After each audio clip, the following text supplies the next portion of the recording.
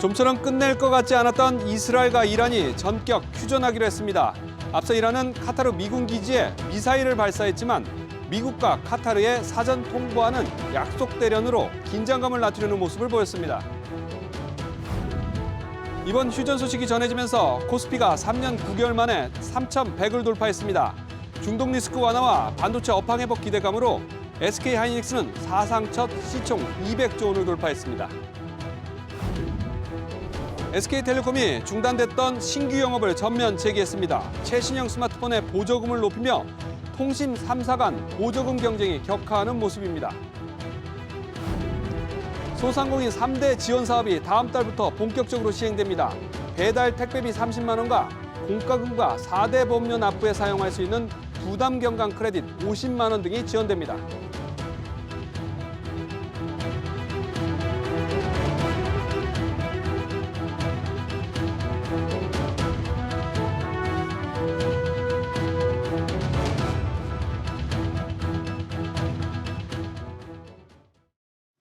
여러분 안녕하십니까? 이틀 전 미국이 이란 핵시설 3곳을 직접 공급하며 이스라엘과 이란 전쟁에 직접 개입했습니다. 이 때문에 이란은 호르무즈 해협 봉쇄를 위협하며 맞대응에 나섰고 미국은 처음으로 정권 교체 가능성까지 언급하며 어제까지만 해도 중동 지역 긴장감은 그야말로 초극단으로 치달았습니다. 그런데 하루 만에 상황이 급반전됐습니다. 트럼프 미국 대통령이 이스라엘과 이란의 공방 12일 만에 완전 휴전을 이끌어냈습니다. 오늘은 이스라엘과 이란의 휴전 소식과 금융시장 반응들부터 집중적으로 전해드리겠습니다. 김종윤 기자. 네, 김종윤입니다. 트럼프 대통령 강압에 이스라엘과 이란이 전면 휴전을 수용했죠.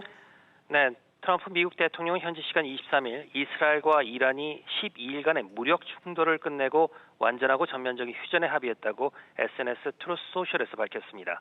트럼프 대통령은 미 동부 시간 오후 6시 2분쯤 양측이 작전을 끝내는 6시간 후부터 먼저 이란이 12시간, 이어서 이스라엘이 12시간 각각 휴전한 뒤 24시간 이후 전장이 끝날 것이라고 밝혔습니다.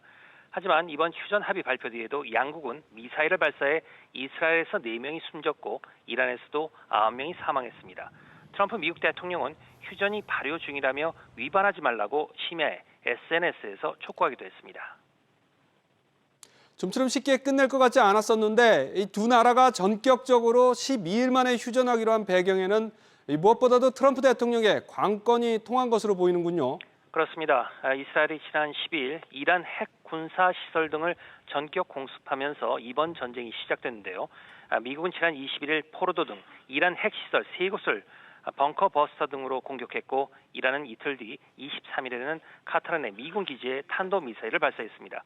하지만 이란은 공격 계획을 미국과 카타르에 알려주는 약속 대련식의 형식적 보복 조치만 취했습니다.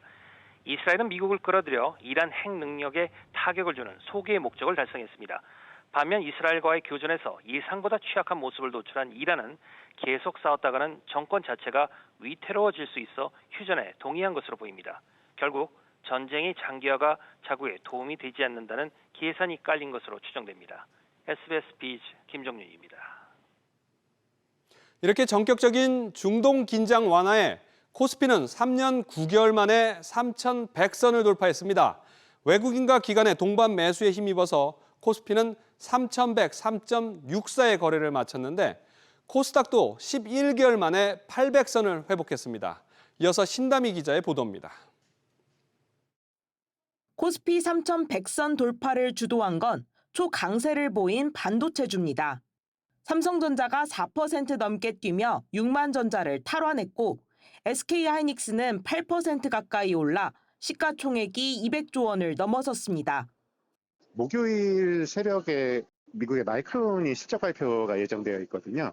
반도체 업황에 대해서 굉장히 좀 강한 어조로 이야기를 하고 있습니다. 향후 이제 HBM 수요에 대한 좀 견조함, 그리고 최근에 이 D램 굉장히 좀 가격 상승폭이 가파르거든요. 그동안 상승 흐름에서 소외됐던 2차 전지주도 테슬라의 로보택시 서비스 출시 영향으로 높은 상승률을 보였습니다.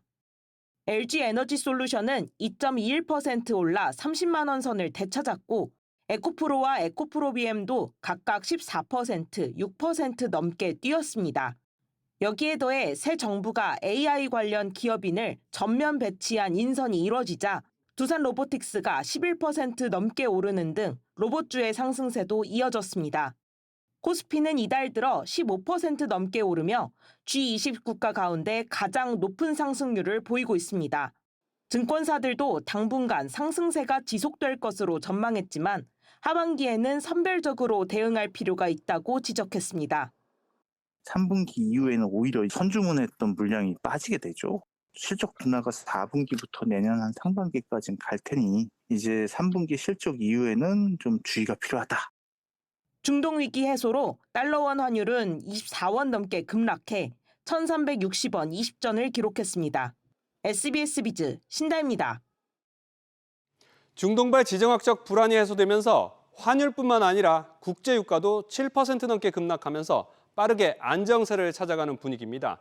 최근 이 전쟁 기간 동안 요동친 비트코인과 금값의 앞으로의 향방도 주목됩니다.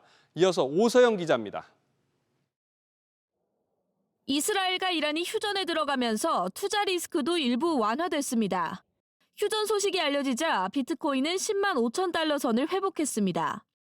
단기적으로는 전쟁 관련 이슈가 완화가 되면서 위험 자산 선호가 발생을 하면은 비트코인에도 좋게 작용한다고 생각을 하고 있고요. 하반기에는 감세 법안 통과로 인한 미국 어떤 재정 노이즈가 이제 부각될 때마다 비트코인이 반사 수혜를 볼 수 있는 부분이 있다고 생각합니다. 반면 전쟁이 나면 수요가 몰리는 안전자산인 금 가격도 현재 소폭 상승하는 모습입니다. 전쟁이 잠잠해졌을 땐 금값이 떨어져야 하는 것 아니냐는 예측과 달리 금값도 당분간 상승 추세를 유지할 거란 분석이 나옵니다. 인플레이션 압력이 유지가 되고 있으니까 미국 쪽에서 달러 자체가 좀 약화되는 부분이 하나 있고 미중 갈등이 심해지면서 중국 쪽에서 금 수요가 계속 늘고 있거든요. 글로벌 통화 정책이 전반적으로는 금리를 계속 내리고 있으니까 금 가격은 기본적으로 완만하게 상승 압박을 지속적으로 받지 않을까. 올 하반기로 갈수록 시장은 미국의 재정 지출과 부채 확대에 더 집중할 거란 관측이 나옵니다. 이 때문에 미 정부 재정의 지속 가능성이 흐릴 경우 투자자들의 수요는 달러보다 비트코인이나 금으로 쏠릴 수 있다고 전문가들은 보고 있습니다. SBS 비즈 오서영입니다.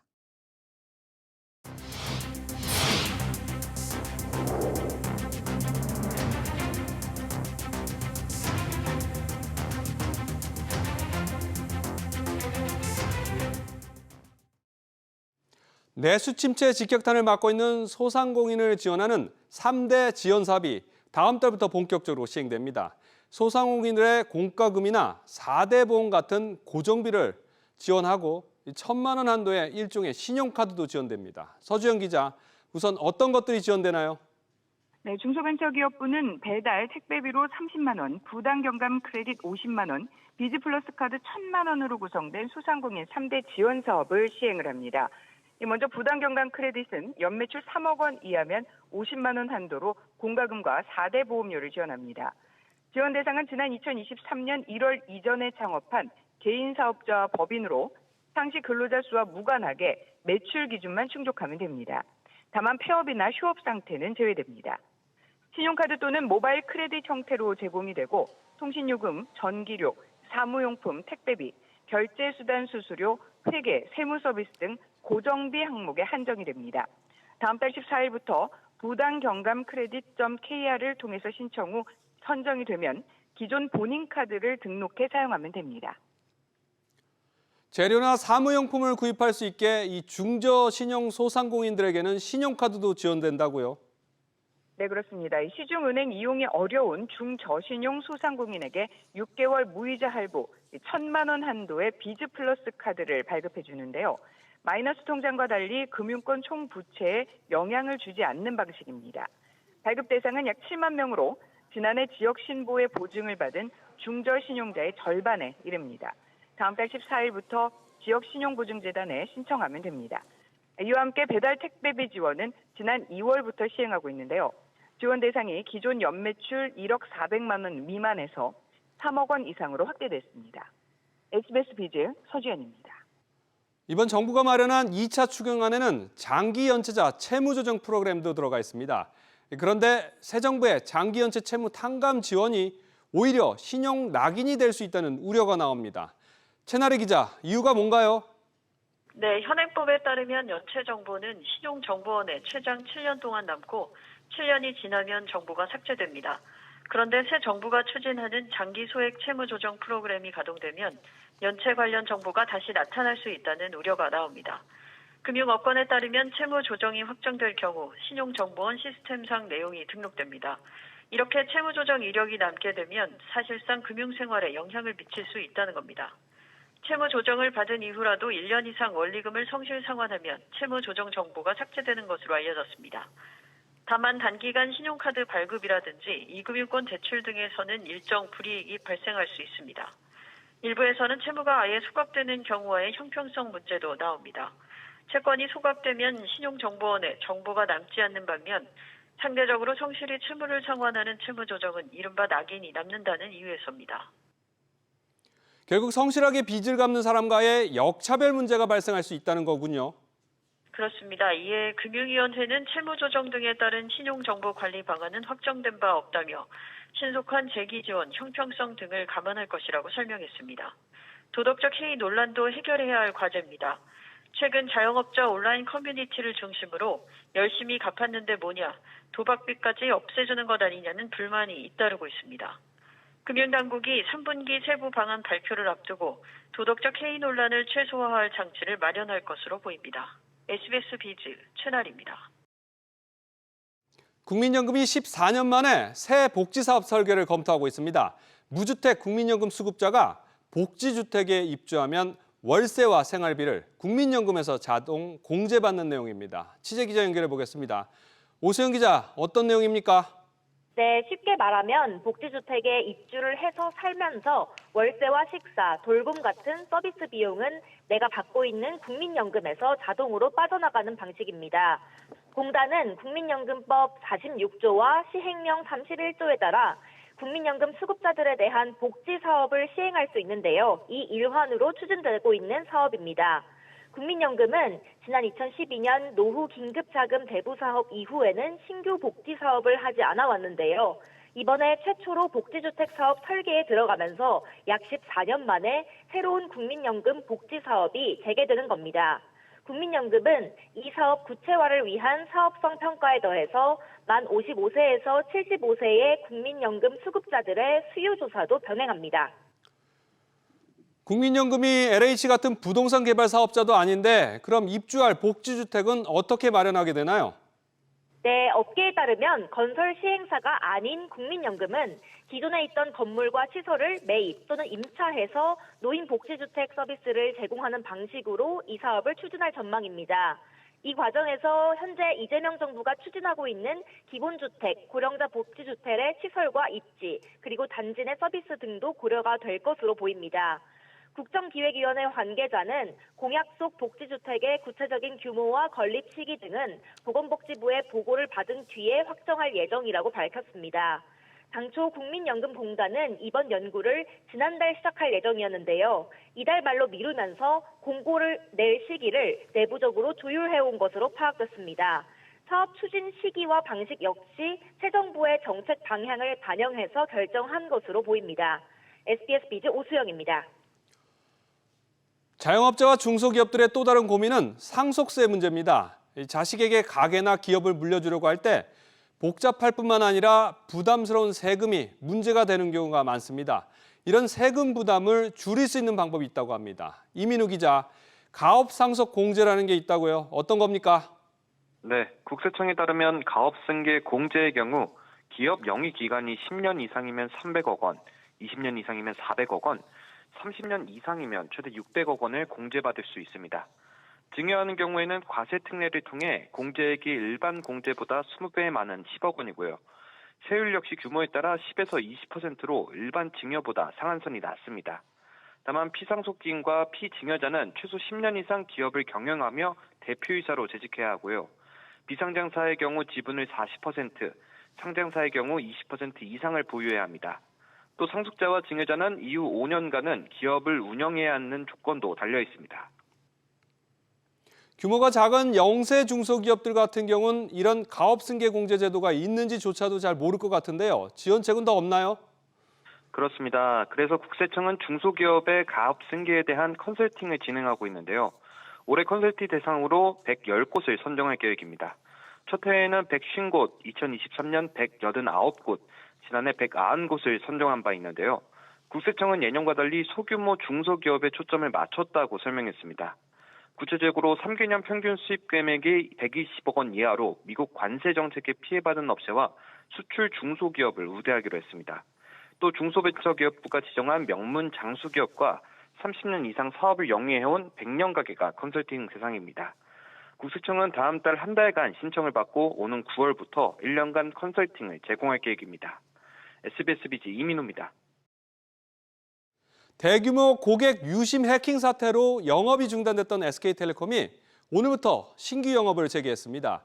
경쟁사에 뺏긴 가입자들을 되찾기 위한 휴대폰 보조금 지원 경쟁이 한층 치열하게 펼쳐질 것으로 예상됩니다. 영업 재개 첫날 현장을 조슬기 기자가 둘러봤습니다. 서울의 한 휴대폰 대리점. 통신사를 옮기는 조건으로 갤럭시 S25 기기값이 얼마인지 묻자 현금 25만 원을 제시합니다. S25 기준에 공시지원금은 똑같이 50만 원 나오고요. 여기에서 통신사 이동하면 이렇게까지 나옵니다. 기기가 25만 원. SK텔레콤 해킹 사태를 계기로 종전 20에서 30만 원대였던 판매 수당이 80에서 100만 원대로 크게 뛰면서 판매점들마다 적정 마진을 챙긴 뒤 남는 수당을 신규 가입자들의 추가 할인 몫으로 돌렸기 때문입니다. SK텔레콤은 오늘부터 전국 2,600여 곳 매장에서 신규 가입자 유치를 위한 영업을 재개했습니다.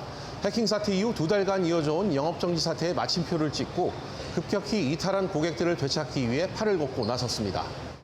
7월 달에 그 폴더블 7이 이제 나옵니다. 그래서 그 부분에 대한 거는 별도로 지금 전체적으로 이제 마케팅 플랜이라든지 이런 부분들을 좀 준비하고 있는 그런 상황입니다. 신형 폴더블 폰에 대한 고객들의 기대감도 컸습니다.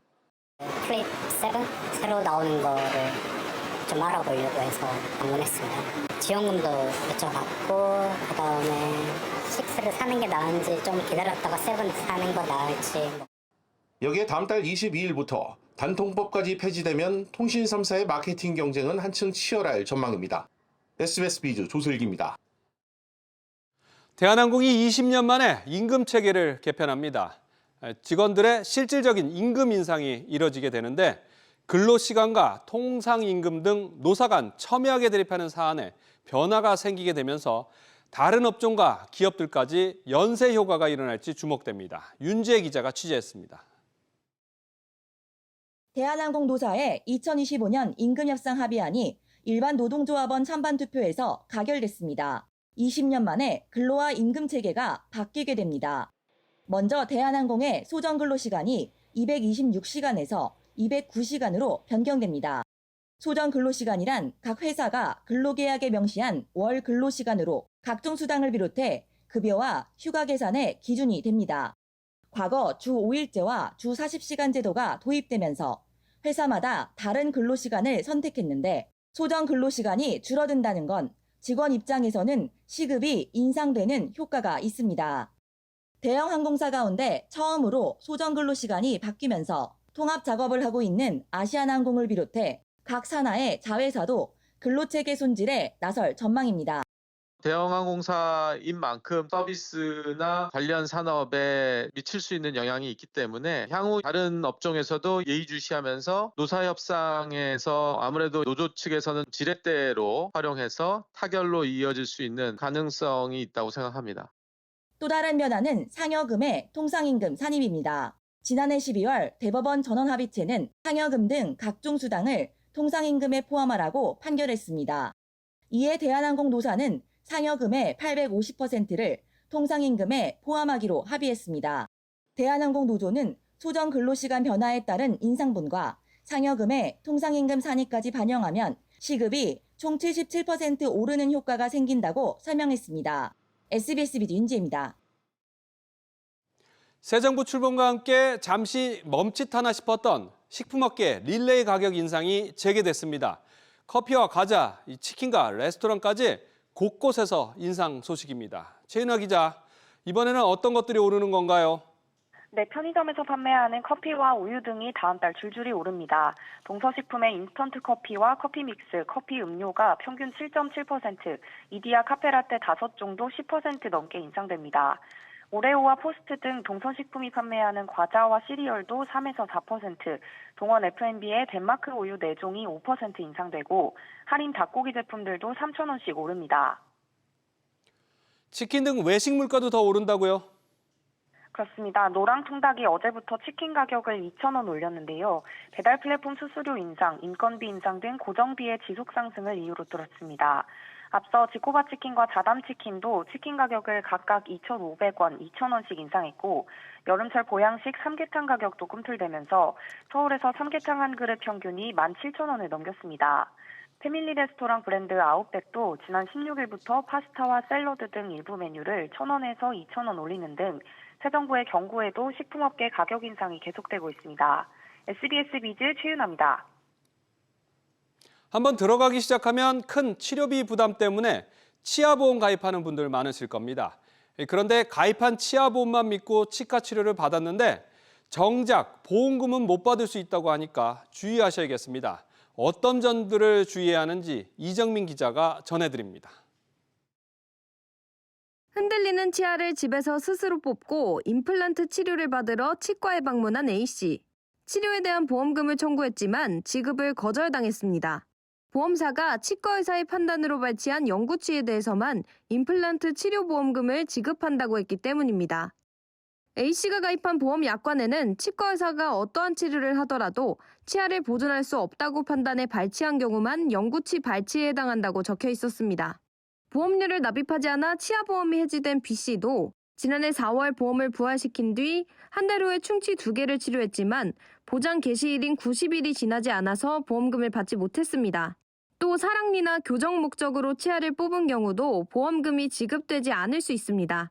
이처럼 치아보험의 보장 내용이나 범위가 상품별로 다르고 기준도 세세해 가입 시 주의가 필요합니다. 약관에 대해서 중요한 사항 있죠. 나중에 오해나 소비자가 잘 몰랐다, 막 분쟁의 소지가 있는 그런 항목들 있죠. 소비자한테 설명을 하고 잘 이해했다라는 거를 그 옆에 사인을 좀 받도록. 여기에 최근 정권 교체 등으로 혼란한 틈을 타 치아보험 보장 한도가 축소되니 얼른 가입하라는 등의 허위, 절판 마케팅도 기승을 부리고 있습니다.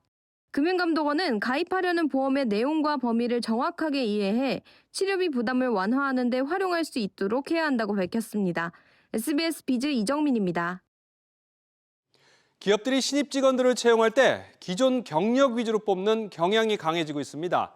이게 취업 장벽이 되고 있어 직무 경험을 쌓기 어려운 대졸 취준생들의 불만이 높은 것으로 조사됐습니다. 안재 기자, 기업들의 경력 위주의 채용 경향이 취준생들에게 높은 장벽으로 인식되고 있다고요? 그렇습니다. 대한상공회의소가 발표한 상반기 채용시장 특징과 시사점 조사 결과를 보면 올 상반기 민간 채용 플랫폼에 올라온 채용 공고 중 경력 채용만을 원하는 기업이 82%에 달하는 것으로 나타났습니다. 구직자들은 이러한 경력 중심의 채용이 취업 장벽으로 작용한다고 응답했습니다. 대한상의가 대졸 청년 구직자 1,000명을 대상으로 실시한 대졸 청년 취업 인식 조사 결과 절반 이상이 경력 중심의 채용이 취업 진입 장벽으로 작용한다고 답했습니다. 기업이 실전에 바로 투입할 인력을 원하는 것과 달리 직무 경험을 쌓을 기회가 많지 않다는 게 청년 구직자들의 입장인데요. 실제 청년 구직자의 53.2%는 대학 재학 중 직무 경험을 하지 못했다고 답했습니다. 대한상의는 인턴 확대와 학점 인정 연계형 현장 실습 확대, 직무 기반 실무 훈련 중심의 교육과정 개편 등 재학 중 실무 경험을 쌓을 수 있는 시스템 구축이 필요하다고 제언했습니다. 그런가 하면 서울 수도권 취업하기가 바늘구멍 통과하기만큼 어려워지면서 비수도권 취업 선호도 늘고 있다고요? 네, 서울과 경기, 인천 등 수도권 거주 신규 구직자의 63.4%는 좋은 일자리가 전제된다면 비수도권에서도 취업할 의향이 있다고 응답했는데요. 중앙정부나 지방정부가 기업을 끌어들일 규제 혁신과 과감한 인센티브로 일자리 터전을 조성하면 승산이 있다는 뜻으로 풀이됩니다. SBS 비즈 안지혜입니다. 주가 조작 등 자본시장 불공정 거래에 대한 처벌이 빨라질 전망입니다. 금융당국이 핵심 사건은 원스트라이크 아웃 방식으로 빠르게 처리하기 위해서 조사 기간을 대폭 단축하여서 반년 내에 끝낸다는 방침입니다. 유선우 기자. 네, 류선우입니다. 주가 조작범 조사에서 처벌까지 가는 기간을 확 줄이겠다는 거군요. 네, 금융감독원은 오늘 업무보고에서 불공정거래 근절, 소비자 보호와 관련한 내용들을 중점적으로 논의했는데요. 구체적으로는 앞으로 중요한 사건들의 금감원 조사 기간을 대폭 줄이겠다는 보고가 있었던 것으로 파악됐습니다. 이재명 정부는 공정한 자본시장 조성을 위해 주가 조작 등 범죄자를 자본시장에서 즉시 퇴출하는 원스트라이크 아웃 제도 도입을 추진하고 있는데요. 그 전 단계에 있어서 사고가 발생하면 빠르게 처벌까지 이어질 수 있도록 조사 기간을 대폭 줄이는 방안에 대해 오늘 자세히 논의한 겁니다. 현재 금감원 내부에 적체된 주요 사건들은 400여 개에 달하는데요. 앞으로는 중요한 사건을 따로 분류해 우선 처리하고 처벌까지 빠르게 이어질 수 있도록 하겠다는 겁니다. 이렇게 되면 통상 1년 정도 걸리던 금감원 조사 기간이 약 절반 정도는 줄어들 것이란 계산입니다. 다만 원스트라이크 아웃제의 구체적인 기준 등은 금융위원회나 거래소 등과 함께 마련해야 하는 부분이라 오늘은 자세히 다뤄지지 않은 것으로 보입니다. 이와 별도로 최근 급증한 가계부채와 관련해 차질 없이 현장 점검을 해나가겠다는 내용 등도 오늘 업무보고에 포함됐습니다. SBS 비즈 류선우입니다. 이재명 정부 초대 국무총리 후보자로 지명된 김민석 후보자에 대한 국회 인사청문회가 오늘 오전부터 열렸습니다. 첫날인 오늘 인사청문회에서는 여야는 금전거래 과정과 재산 형성을 둘러싼 의혹 등을 놓고 거센 공방을 벌였습니다. 또 여야가 증인 채택 합의에 실패하면서 초유의 증인 없는 청문회로 진행됐습니다. 안녕하세요. K웨더 라이프스타일 예보 박유라입니다. 현재 흐린 가운데 충청 이남을 중심으로 비가 내리고 있는데요. 이후에는 전남과 제주를 제외한 전국으로 확대되겠고 내일 오전부터 오후 사이에 대부분 그치겠습니다. 다만 전북과 경남 서부 내륙은 오늘 저녁에 그치겠고 경상 내륙은 내일 오후에 다시 한때 비가 내릴 수 있겠고요. 영동 지역은 모레 새벽까지 비가 이어지는 곳이 있겠습니다. 양은 중부와 경상에 10에서 30, 많은 곳은 최고 50mm 이상이 되겠고 전북과 경남 서부 내륙은 5에서 15mm가 되겠습니다. 한편 오늘 날은 후텁지근했지만 내일은 비와 함께 더위가 잠시 주춤할 것으로 보입니다. 다음은 자세한 지역별 날씨입니다. 중부지방 낮 기온 서울 26도, 대전 22도, 춘천 25도가 되겠습니다. 동해안 낮에 속초 23도, 강릉은 24도가 예상됩니다. 남부지방 낮 동안 광주와 부산 26도를 보이겠습니다. 전해상의 하늘 흐리겠고요. 서해와 동해상은 비가 오겠습니다. 물결은 남해상으로 최고 2.5m까지 약간 높게 일겠습니다. 목요일부터는 다시 30도 안팎의 무더위가 찾아오겠고요. 금요일은 정체전선의 영향으로 수도권에 비가 시작돼 토요일은 중부와 전북, 일요일은 중부, 다음 주 월요일은 중북부 지방에 비가 내릴 것으로 전망됩니다. 날씨였습니다. 화요일 저녁 뉴스 마치겠습니다. 시청해주신 여러분 고맙습니다.